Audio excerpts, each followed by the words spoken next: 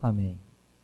Êxodo 14, verso 15 diz assim: Então o Senhor indagou a Moisés: Por que tu clamas por mim? Diz aos filhos de Israel que marchem avante. E tu, levanta o teu cajado, estende a mão sobre o mar e divide-o, para que os filhos de Israel atravessem o mar caminhando sobre o chão seco. Eu, no entanto, ainda endurecerei o coração dos egípcios para que vos sigam, e serei glorificado por intermédio do Faraó e de todo o seu exército em seus carros e cavaleiros. Os egípcios saberão que eu sou Yahvé, quando for glorificado no Faraó, em seus carros de guerra, em seus cavaleiros. Então o anjo de Deus que ia diante do exército de Israel retirou-se e passou para trás. Também a coluna de nuvem retirou-se de diante deles e se pôs atrás, ficando entre o acampamento dos egípcios e o acampamento de Israel. A nuvem era tenebrosa do lado egípcio, mas iluminava a noite do lado israelita. E a noite passou sem que um pudesse aproximar-se do outro durante toda a escuridão da noite. Então Moisés estendeu a mão sobre o mar, e Yahvé, por meio de um forte vento oriental que soprou toda aquela noite, fez o mar se afastar. Então tornou-se em terra seca, e as águas foram divididas. Os filhos de Israel entraram pelo meio do mar em seco, e as águas formaram como um muro de água, à direita e à esquerda. Os egípcios que os perseguiram entraram atrás deles até o meio do mar, cujas águas formaram muralhas de água dos dois lados do caminho seco, com todos os cavalos do Faraó, seus carros de guerra e seus cavaleiros. Pouco antes da alvorada, do alto da coluna de fogo e da nuvem, Yahvé olhou para o exército dos egípcios e lançou grande confusão e temor entre todos os homens de Faraó. O Senhor emperrou as rodas dos carros de guerra dos egípcios e fê-los andar com muita dificuldade em meio à coluna de água que se mantinha erguida. Então os egípcios começaram a gritar: fujamos da presença de Israel, porque Yahvé combate a favor deles contra o Egito. Então Yahvé ordenou a Moisés: estende a mão sobre o mar, para que as águas se voltem contra os egípcios, sobre todos os seus carros de guerra, sobre os seus exércitos de cavaleiros. Moisés estendeu a mão sobre o mar, e este, ao romper da manhã, voltou para seu leito. Todos os egípcios, ao tentarem fugir do meio do mar, correram de encontro às águas que se fechavam por sobre o caminho, e o Senhor os precipitou para dentro do mar. As águas voltaram-se e cobriram os carros e cavaleiros de todo o exército de Faraó que havia perseguido os filhos de Israel mar adentro. Nenhum egípcio que entrou no mar conseguiu sobreviver. Os israelitas, entretanto, atravessaram o mar pisando sobre terra seca, tendo uma parede de água à direita e outra à esquerda. Naquele dia Yahvé salvou os filhos de Israel das mãos inimigas dos egípcios. E os israelitas puderam contemplar os corpos dos egípcios mortos lançados à praia do mar. Israel viu o maravilhoso poder do Senhor e depositou nele sua confiança, como também em Moisés, seu servo. Amém, irmão? Podeis sentar. Irmão, em meio a guerras, em meio a batalhas, muitas vezes é o próprio Deus que suscita o teu inimigo. Às vezes o inimigo está com terror incutido, de maneira que ele não ousa nem se levantar contra você. Como que os egípcios, depois das pragas e depois do anjo da morte, ainda ousariam perseguir Israel? Sabe o que eu posso imaginar? Posso até não estar certo, mas foi o próprio Deus que deu coragem a Faraó. Vai lá, persegue meu povo. Ainda não estou satisfeito com a obra que tenho a realizar. Ainda quero vingar mais todo menino nascido homem de Israel que vocês jogaram dentro do rio Nilo. Foi nas águas que vocês mataram o meu povo? Então é nas águas que eu vou pegar vocês agora. Porque uma coisa nós sabemos, que Deus não é só amor, Deus é vingador.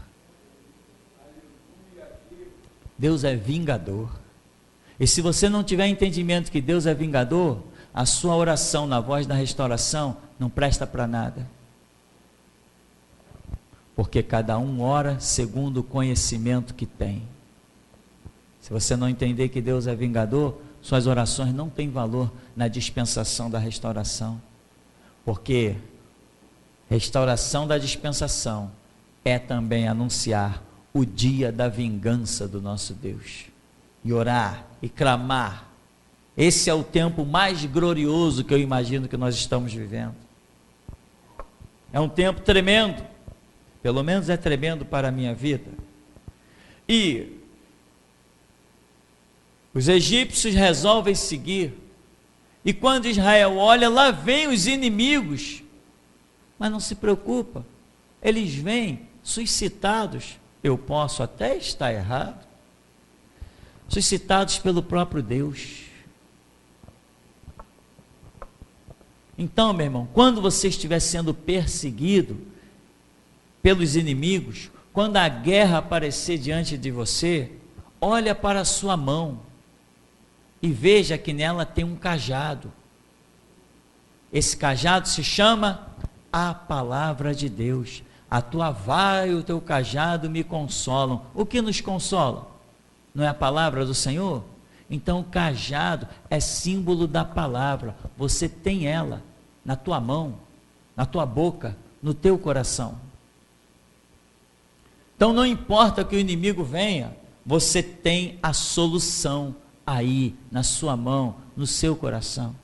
Nunca haverá uma noite tão poderosa que impeça o nascer do sol.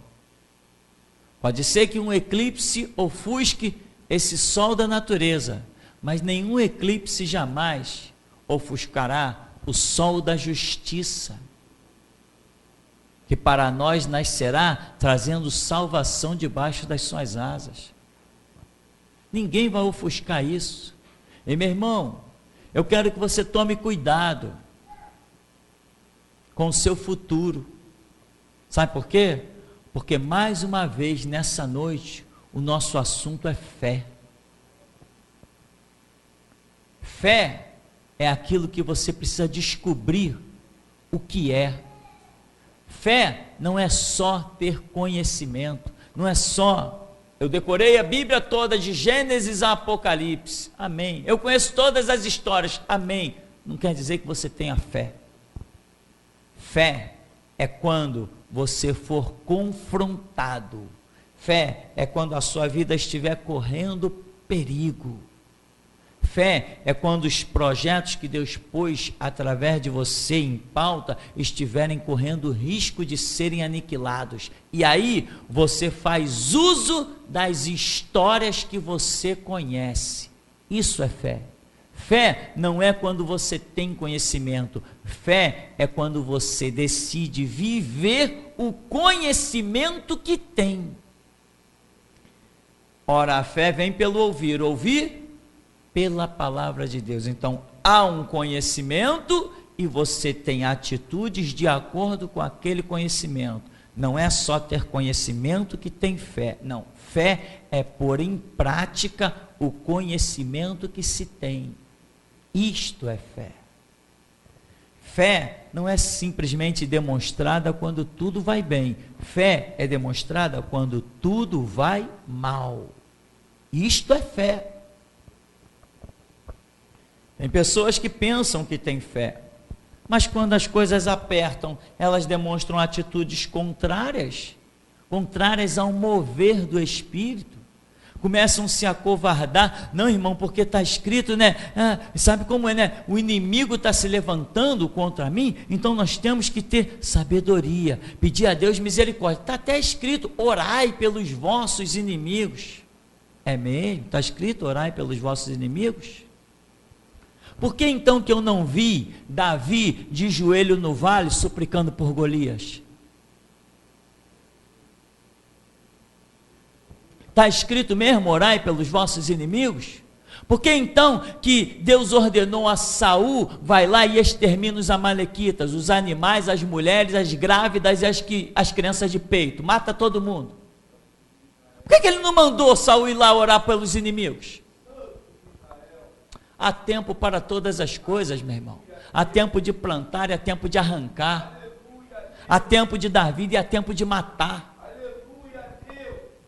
Isso aqui se chama, meu irmão, voz da restauração. Isso aqui é geração Jesus Cristo. Isso aqui só sobrevive se Deus pegar, como Ele fez, arrancar a minha cabeça e botar outra no lugar. Senão eu seria igualzinho essa raça que ficou para trás, que vendeu a igreja de Deus para os rebanhos dos políticos e entregou o sangue de Cristo para o bode da maçonaria. Eu não sou igual a eles.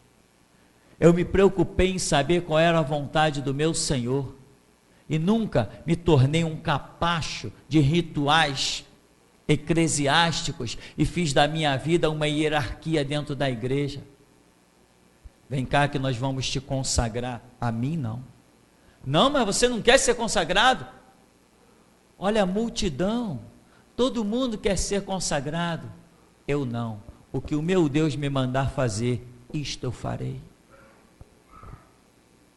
Então, meu irmão, Deus pode suscitar os inimigos, né?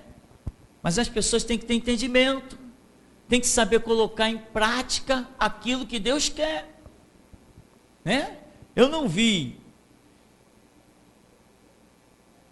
na Escritura, eu não vejo Moisés chegando, intercedendo por Faraó. Não vejo isso. Você pode ver isso em vários filmes por aí, mas aqui eu não vejo. Eu vejo Moisés na Escritura chegando diante do Faraó e diz: assim diz o Senhor, deixa sair o meu povo. E obedece. Gerou uma guerra fora do comum, uma guerra tremenda. Mas para que nós estamos na terra senão para fazer guerra? Você já viu a luz resplandecer nas trevas e viver em harmonia? Não. Aonde chega a luz, não há trevas. Aonde há trevas, não há luz. Amém, meu irmão? Então não há comunhão. Desde Gênesis, e viu Deus que a luz era boa, e fez Deus separação entre luz e trevas. Não tem comunhão, desde a fundação do mundo. Não tem comunhão. Aí aqui, você vê que Moisés, eles estão vindo aí vem o anjo, foi visto o anjo, viram o anjo, apareceu o anjo, e aí o povo de Israel ficou olhando, que é aquilo, e ele se movimentou, e foi lá para trás de milhares do povo de Israel, mais de 1 milhão de pessoas, só de homens foram contados 650 mil, o anjo se locomoveu lá para trás do povo. Quando o faraó vinha chegando, a nuvem foi para trás também, e uma parte da nuvem se tornou trevas para o egípcio, e outra parte iluminava o caminho de Israel. Você crê nisso? Você crê que esse Deus ainda realiza as mesmas obras? Ou de repente você ainda está impregnado da essência batista, e você vai me dizer, você vai engrossar a voz, que nem ouvia ela? Não, irmão, peraí, não é bem assim não, nós temos que ter sabedoria, porque isso foi para aquele tempo é o diabo, o meu Deus é para aqui, para agora, para já, o meu Deus é vivo e eficaz. Se eu estiver escalando uma montanha, brincando, me divertindo, e o meu pé vacilar, ele me sustenta. Se eu tropeçar, ele me segura. Se o meu carro estourar o pneu, ele mantém tudo equilibrado. Pode um exército se acampar contra mim, eu não vou temer. Eles não vão conhecer o afrouxar dos meus lábios. Isso é a fé. Que fé? Fé em quê? Não, se ele foi com Eliseu, ele vai ser comigo. Ele quem? Esse Deus, o mesmo. Ontem, hoje, eternamente. Só que tem pessoas que veem as histórias bíblicas, quando a coisa aperta, vai pedir misericórdia nos 4 cantos do mundo. Meu irmão, quando as coisas apertam, não é hora de nós pedirmos misericórdia, não. É hora de mostrarmos valentia. Irmão, normalmente acontece assim, ó. Você olha para o crente cabisbaixo. Ô irmão, como é que está? Pô, irmão, a coisa está apertando. Poxa, as coisas estão meio difíceis para mim. Estou pedindo misericórdia ao Senhor. Que pedindo misericórdia ao Senhor, covarde? Quando a coisa aperta, quando as coisas se levantam contra nós, nós ajustamos a armadura, limpamos, assacalamos a espada e partimos para a guerra. É assim que age quem tem fé. Quem não tem fé, vai para o cantinho chorar. Jesus tem misericórdia. Quem tem fé, diz: Senhor, obrigado por essa batalha, eu já enxergo a minha vitória. E parte, meu irmão. É assim que se vence. Não se vence chorando no canto, não. Se vence indo para o campo de batalha. Davi, antes de encarar Golias, sequer fez uma oração. Sequer. Ouviu aquele homem? O que esse homem está gritando? Não, esse homem é isso. Caramba, como é que é? O que o rei vai dar para quem vencer esse gigante aí? A filha daquela gata lá? E a casa dele ainda não vai pagar imposto? O cara vai ser o quê? Vai ser genro do rei? Que privilégio, que posição. Não tem ninguém não para ir contra esse cara? Eu vou. Ô moleque, fica quieto aí. Não, eu vou. Deixa eu falar com o rei. Rei, não fica ninguém afligido não. Eu vou. Quero ir agora. Mas tu não vai fazer uma oração, Davi? Para quê? Para quê? Para quê? Se o cara está afrontando o exército do Deus vivo, quem precisa orar para derrubar esse cara? E a sua fé, meu irmão? Tem alguém, no seu ponto de vista, afrontando o exército do Deus vivo? Tem alguém afrontando o nome do Deus vivo e poderoso, o nome que você cultua e serve? O que você vai fazer? Não me faça que nem os batistas. Deus tem misericórdia. Toca no coração desse homem para que ele pare de perseguir a tua igreja. Jesus tem compaixão dele. Eu entro no meu canto e digo assim: Deus, crava a tua espada, atravessa a fronte desse infeliz, baixa ele na sepultura e lacra com 7 selos, para que ele saiba que horrenda coisa é cair nas mãos de um Deus vivo. Aonde você sente que Deus está? Na oração da covardia ou na oração da ousadia? Tem muita gente enganada com as misericórdias de Deus. Um dia Herodes saiu para se apresentar diante do povo, e aí o povo: voz de Deus e não de homens. E Herodes está lá sentado. Diz a Bíblia que desceu. Deus não teve misericórdia, enviou um anjo, e esse anjo feriu, não matou. Poderia ter matado, porque um só matou 85 mil no arraial assírio. Não matou Herodes, feriu, só feriu. E ali daquela ferida, a carne começou a apodrecer e começou a criar bichos. Ele poderia ter morrido de uma infecção. Deus não deixou morrer. Dizem os historiadores, e Flávio Josefo é um deles, que a carne do homem começou a apodrecer de uma maneira tão horrenda, que se via os bichos se movendo no seu corpo, e os bichos já não tinham mais do que se alimentar. Deus colocou em Herodes uma fome compulsiva. Ele comia 24 horas sem parar, e ia alimentando os bichos, e todo mundo via ele naquela situação horrenda. Por que Deus não levantou um israelita para interceder por Herodes, para que ele se convertesse dos seus maus caminhos? Para de querer tomar o lugar do Espírito Santo.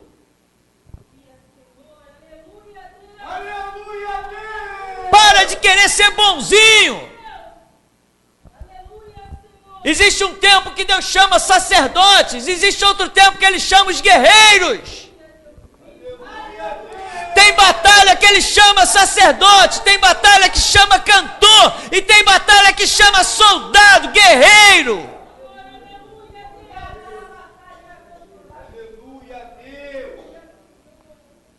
Essa igreja nunca será o que ficou aí para trás, meu irmão. Nunca será. Porque eu tenho ido aos pés do Deus vivo e poderoso, aquele que mata e dá a vida, aquele que pode todas as coisas, e Ele não me engana. E não que eu queira, porque a minha glória é fazer com que conheçam a Ele, mas o nome Tupirani vai ecoar nos 4 cantos do mundo. Não que eu queira, mas Ele vai fazer isso, e todo mundo que ouvir o nome Tupirani vai servir, vai ouvir, vai entender que há um Deus vivo, que esse cara aqui serviu um Deus vivo, que trouxe de volta o nome do Deus vivo, purificou da lama, que foi manchada pelos assembleianos, pelos batistas, pelos metodistas, pelos presbiterianos. O Deus que nós servimos é puro, é o da Bíblia e não se mistura com mais nada. Eles vão saber disso. Então, meu irmão, cadê a sua fé? A sua esperança? A sua fé só existe, meu irmão, se verdadeiramente você tiver um entendimento correto das coisas. Alguém vai chegar para você, mas irmão, Deus é amor. Irmão, dá licença, sai do meu caminho, fica para lá com o teu Deus de amor e me deixa no meu campo de batalha. O meu Deus é Jeová Savaote, o Senhor da guerra. Se o teu é amor, vai viver o teu amor, vai viver o Jeová Shalom, eu vou viver Jeová Savaote. Sabe por que Deus tem vários nomes? Porque Ele tem várias dispensações. Entendeu? E essa dispensação que estamos vivendo é guerra. E te digo mais, meu irmão, é uma guerra tão tremenda e tão gloriosa, que Deus só poderia encontrar mesmo nós, para poder suscitá-la. Se Deus não tivesse levantado geração Jesus Cristo, esta guerra não existiria. Ele vai mostrar que Ele é Senhor, que é Ele que vive, que é Ele que reina, que é Ele que faz e desfaz, e que todos são obrigados a se curvar a Ele. Nenhum dos seus projetos, pensamentos, será abatido, nenhum dos seus intentos serão frustrados, diz a Escritura. Agora, tem um detalhe, irmão. Lá em Hebreus, no capítulo 11 de Hebreus, tem um texto que eu quero ler para você.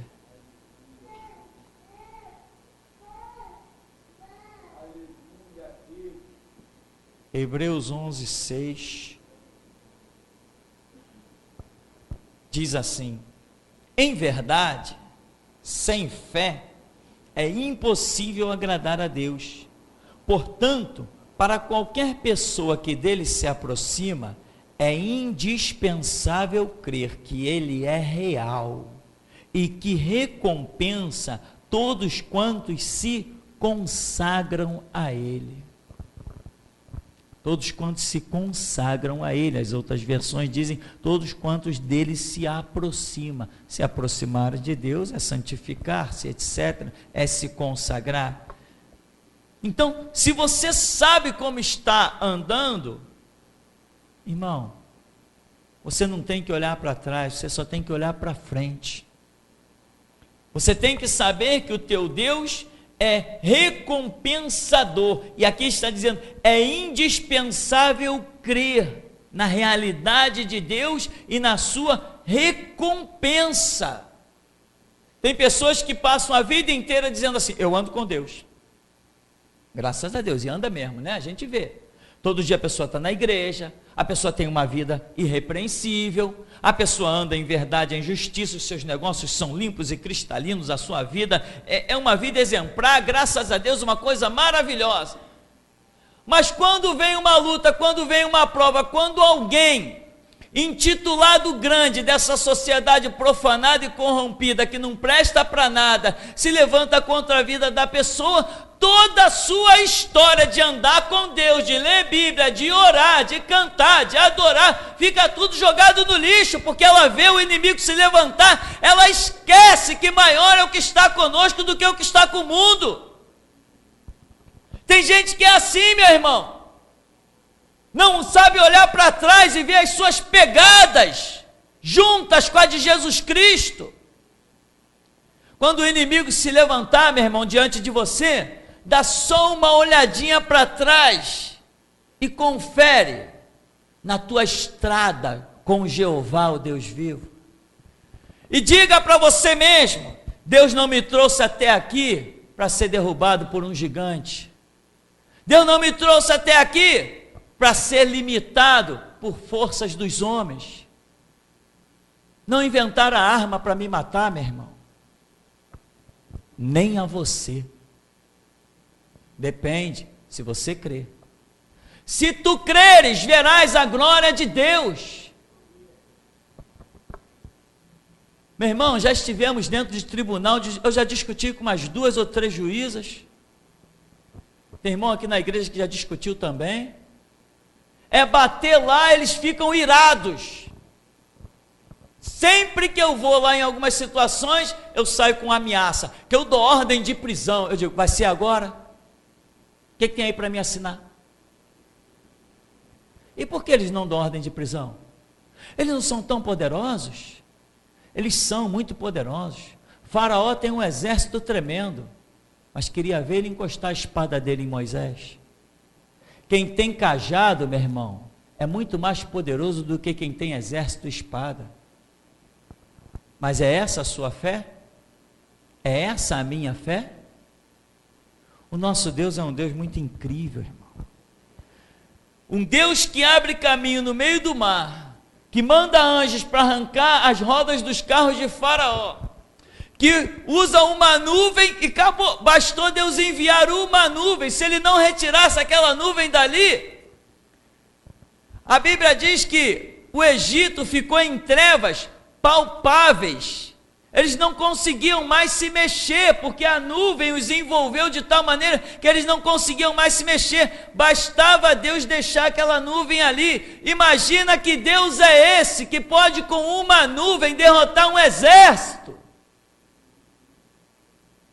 Tu tem medo de quê, homem? Por que a tua fé oscila nas horas das dificuldades? Porque quando alguém te afronta, você tem medo? Porque quando teu pai diz que vai te desgarrar, você tem medo do futuro? Quem foi que disse que você precisa da herança do teu pai? Quem foi que disse que você precisa que o teu nome esteja numa porcaria de um testamento? O teu nome tem que estar em outro livro, meu irmão. É lá que faz a diferença. No livro do Deus vivo, não está anotado o nome de mendigos, nem de pobres coitados. Lá só tem nome de príncipes. Por que você se cala para sua mãe? Por que você se cala para o seu pai e engole a palavra? Por quê? De quem você depende mais, do teu pai, da tua mãe ou do teu Deus? O exército de Jeová, quando vai para a guerra, para o campo de batalha, não vai confiando no papai e na mamãe. Em campo de batalha não tem espaço para papai nem para mamãe, meu irmão, só tem tempo para eu e Deus. Esse é o espaço. Deuteronômio, capítulo 20. Em campo de batalha não tem espaço para pai nem para mãe, meu irmão.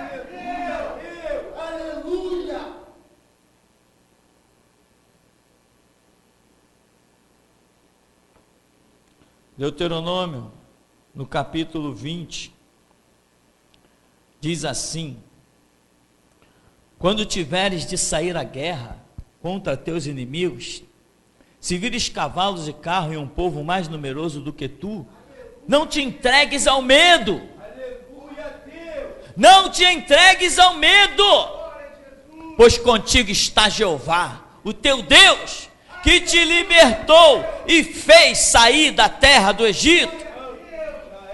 Quando estiveres para iniciar a batalha, o sacerdote se aproximará para falar ao povo e proclamará: ouve, ó Israel, estais hoje prestes a guerrear contra os vossos inimigos, não vos acovardeis, nem vos deixeis intimidar, não vos aterrorizeis, tampouco tenhas medo por causa deles, pois o Senhor, o vosso Deus, vos acompanhará e lutará por vós contra todos os vossos inimigos, a fim de vos dar a vitória. Para que isso está escrito aqui? O que os assembleianos fizeram dessa passagem bíblica? O que esses desgraçados fizeram dessa passagem bíblica? O que o Silas Malafaia, aquele maldito, fez dessa passagem bíblica? O que Túlio Barros, que já está no inferno, fez dessa passagem bíblica? O que a raça da Assembleia de Madureira fez dessa passagem bíblica? Que chega ao ponto aqui de quando começamos o ministério aqui, chegou ao ponto de assembleianos me pararem no meio da rua: você está com a igreja? Estamos. E qual é o político que é padrinho da tua igreja? Falei, como assim? Não, porque lá cada igreja nós temos um padrinho. Falei, tá, nós temos também. O padrinho da minha igreja se chama Jesus Cristo. Olha que ponto a mente de um povo foi vendida. Olha que ponto a mente de um povo foi vendida. Que eu fui parado por pessoas de várias denominações, principalmente Assembleia, mas Nova Vida também e outros, e me perguntaram qual era o padrinho político da minha igreja. Eu falei, o padrinho da minha igreja se chama Jesus Cristo, Filho do Deus vivo. Não, mas não pode ser assim. Nós estamos no mundo e nós precisamos de um amparo político. Por isso são desgraçados.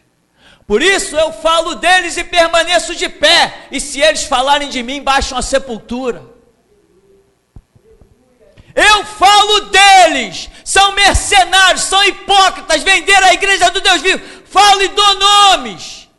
E se eles falarem de mim, a espada atravessa a casa deles.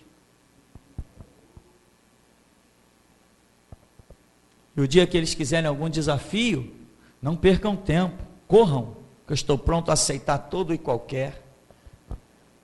Olha, não tenhas medo, não deixe que o medo te domine, não te acovarde, não te intimide, não te aterrorize. Isso é fé, é confiança. Pedro diz: Senhor, és tu mesmo? Me manda ir ter contigo sobre as águas. Vem. Pedro foi andando, mas daqui a pouco, antes de chegar até Jesus, ele começou a afundar.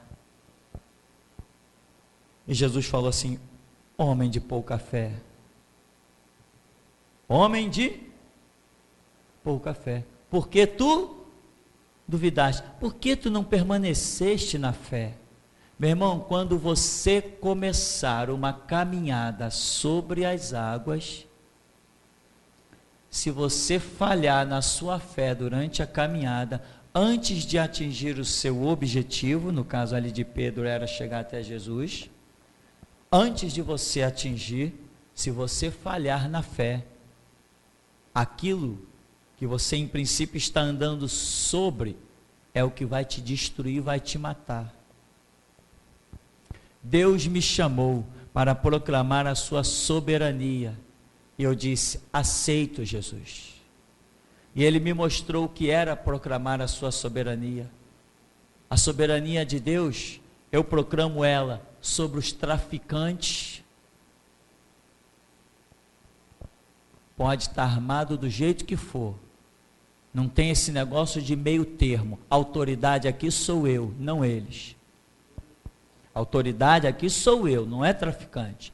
Proclamar a soberania de Deus sobre o exército, sobre a Marinha, sobre a Aeronáutica, sobre a Polícia Civil, sobre a Guarda Municipal, sobre a PM. Deus me chamou para proclamar a sua soberania. Enquanto eu permanecer na fé, eu andarei sobre todas as circunstâncias. O dia que eu vacilar na fé, essas águas, que são todas essas podridões da sociedade, elas acabarão comigo, elas me destroem. Pedro, vem. Ele saiu, andou, mas teve homem. Por que tu duvidaste? O que é duvidar? É faltar com a fé. Duvidar significa faltar com a fé. Quem tem dúvida não tem fé. A Bíblia diz assim, o apóstolo Paulo escreve: ora, o que é por dúvida não é por fé. E ele diz assim: olha, tudo nós podemos comer, mas quem é fraco, come legumes.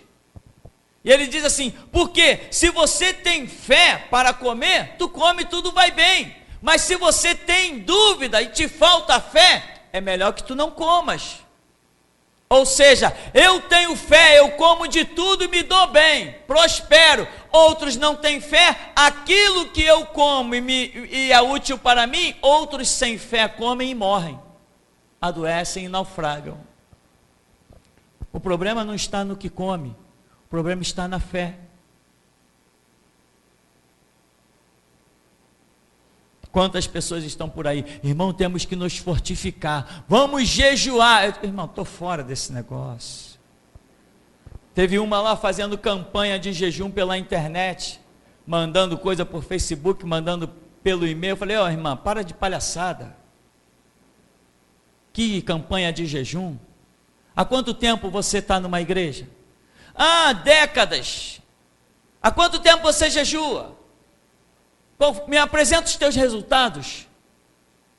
Eu não jejuo, quer ver os resultados da minha vida? Que papo é esse de jejum, jejum, jejum? Já escapamos dessa tradição besta assembleiana que foi implantada no Brasil há muito tempo. Já fomos libertos desse negócio. Afinal de contas, nós somos a restauração. Fé, meu irmão, é quando você olha e não vê, não imagina as coisas, tipo Noé.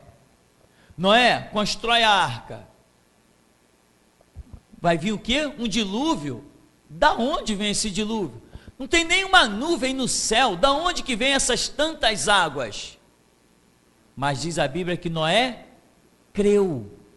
E por ter crido, ele construiu. E pelos barcos que foram descobertos aí, que se diz ser a arca de Noé, uma coisa imensa. Por isso acredita-se mesmo que ele demorou 120 anos construindo aquele negócio. Um barco de 3 andares com toras imensas. Não acredita-se nem que Noé fosse um homem como nós, fosse ele no meio daqueles tais gigantes de 15 metros de altura, porque ninguém do nosso tamanho conseguiria transportar aquelas toras que Noé transportou. Tinha que ser um homem de 15 metros de altura, como a arqueologia tem descoberto aí vários esqueletos. Impossível um homem do nosso tamanho transportar toras de 1000 quilos. Como? Essas menores, né? 1000 quilos as menores. E como que ia construir aquele negócio naquela altura? Noé e mais os seus dois filhos ou 3? Noé constrói a arca. Ele começou e não parou, enquanto não viu a obra concluída. Meu irmão, a tua salvação não está no começo nem no meio da obra, está no fim. Noé, agora que tu construiu a arca, agora com essa fé que você empreendeu, você vai salvar a si mesmo. Entra na arca. A sua fé te salva, irmão. A sua fé te faz realizar obras a sua fé é salvadora, ela te faz realizar obras que te livram a ti mesmo e aqueles a quem você ama, assim como aconteceu com Noé. Abraão, sai da tua terra, do meio da tua parentela e vai para um lugar que eu te mostrarei. Para onde eu vou? Para um lugar que o Senhor me mostrará. Então tá bom, lá vou eu, pé na estrada.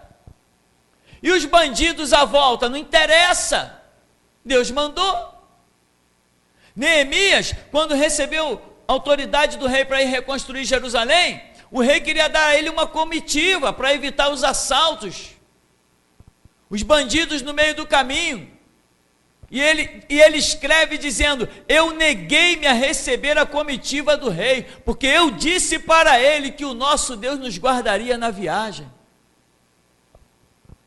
Fé é isso, meu irmão. Fé é você confiar no invisível. O dia que a igreja é cada um de nós, o dia que a igreja conseguir confiar em Deus, realmente, de uma maneira, cadê Deus? Deus está aqui comigo. Quando a igreja tiver essa concepção dentro da sua alma, de que Deus está perto, está íntimo, que nós somos um com Deus, como o Senhor Jesus disse assim: olha, naquele dia vós entendereis que eu estou em vós, e vós estáis em mim, assim como eu e o Pai somos um, ou seja, vós estáis em mim e eu estou em vós. O dia que nós vivermos isso, ninguém aguenta com a gente. Ninguém aguenta com a gente, irmão. O dia que nós vivermos isso, vai haver uma manifestação de Deus tão tremenda sobre as nossas vidas, uma unção tão gloriosa, porque a Bíblia diz assim: aquele que anda com o Senhor faz-se um espírito com Ele. Um espírito? Ora, o apóstolo Paulo diz: ninguém sabe as coisas de Deus, senão o Espírito de Deus. Então, se esse Espírito está em mim, eu ando em Cristo, eu fiz-me um espírito com Ele, eu vou conhecer os mistérios, as coisas gloriosas de Deus.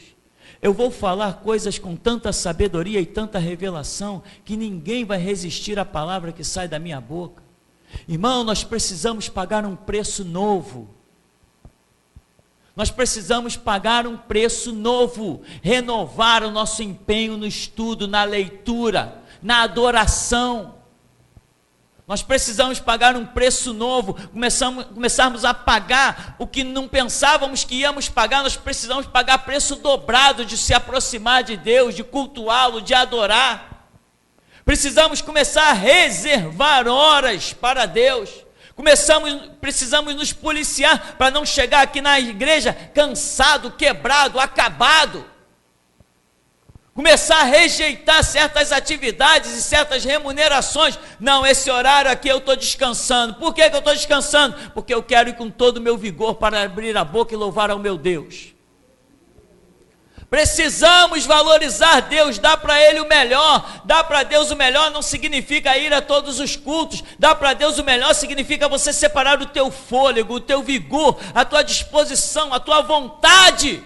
Porque muitos vêm na igreja e dão para Deus o cansaço. Trabalha, corre daqui, corre dali. Eu conheci uma pessoa que dizia assim para mim: dia de igreja eu só trabalho até meio-dia. De meio-dia para frente eu descanso, que eu quero chegar na igreja com todo o vigor. Eu disse: é exatamente isso que faz a diferença. Amém, meu irmão? Dá o teu melhor para Deus. Isso é fé. Você crê que você louva e Deus te ouve? Você crê que você ora e Deus te escuta? Você crê que você guardando a palavra Deus te guardará, como diz a Escritura? Então, meu irmão, se você crê, é assim que será, porque se tu creres, verás a glória de Deus, né? Abraão e Ló tiveram uma discussão. Os pastores de Abraão estão brigando. Abraão falou: olha, não dá certo esse negócio. Eis aí, ó, o mundo diante de nós. Aqui tem Campina, aqui tem Pedregal. Eu não vou escolher na frente não, você escolhe, Ló. Se tu escolher para a direita, eu vou para a esquerda. Se tu escolher para a esquerda, eu vou para a direita. Não vamos brigar não, escolhe. Por quê? Porque Abraão tinha fé. Ele sabia em qualquer terra que ele pisasse, Deus faria florescer. Sabe, meu irmão? Andar acima das circunstâncias significa que Deus proverá água da rocha, maná no deserto, codornizas quando ninguém imaginava, caminho no meio do mar. A nuvem, meu irmão, estava lá para guardar o povo quando o sol vinha no deserto, o sol que atinge até quase 60 graus, o povo de Israel caminhava debaixo de uma nuvem. Essa nuvem significa a proteção de Deus das nossas vidas, de toda e qualquer circunstância. Mas sabe quando você não desfruta da nuvem? Quando você não crê que ela vai estar lá na hora que você precisar. A partir de hoje, meu irmão, decida, vou crer, vou apostar a vida. Um dia eu estava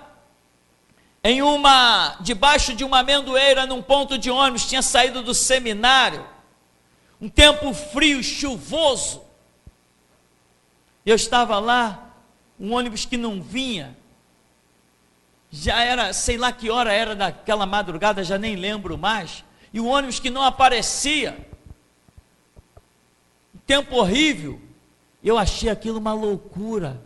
Eu falei, Deus, o que eu estou fazendo aqui, no pé desse morro? Vi aquelas balas vermelhas, né, traçante, passando assim no meio. Na primeira vez que eu estive no ponto desse ônibus, eu até me assustei. Eu falei, ué, o que é aquilo?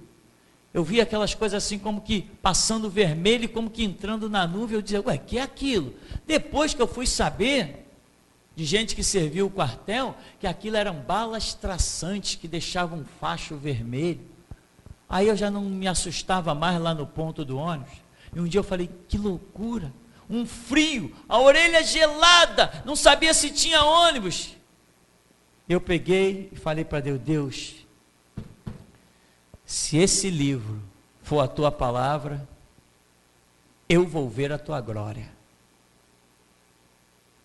Mas se esse livro não for a tua palavra, amanhã eu serei mais um mendigo jogado debaixo de um viaduto, porque a partir de hoje eu vou apostar a minha vida nesse livro, como sendo a palavra do Deus vivo, Criador dos céus e da terra.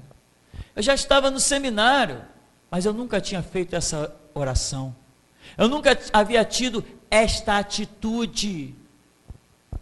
Você está na igreja, meu irmão, mas talvez esteja te faltando uma atitude. Você conhece Deus, mas talvez esteja te faltando uma palavra radical diante desse Deus. Uma vez estava aqui no culto, quando era lá embaixo ainda, no chão, sem nenhum calçamento, lá embaixo. Eu estava conversando com alguém, e conversando, e eu falei assim, olha, eu estou determinado, nada, nem pai, nem mãe, nem mulher, nem filho, nada vai me tirar dessa missão. Eu estou obstinado a servir a Cristo, custe o que custar.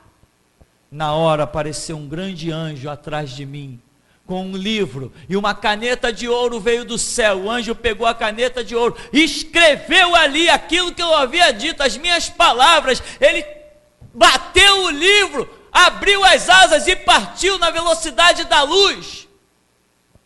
E o Espírito disse, as tuas palavras agora estão diante do Todo-Poderoso. Não é para voltar atrás, irmão.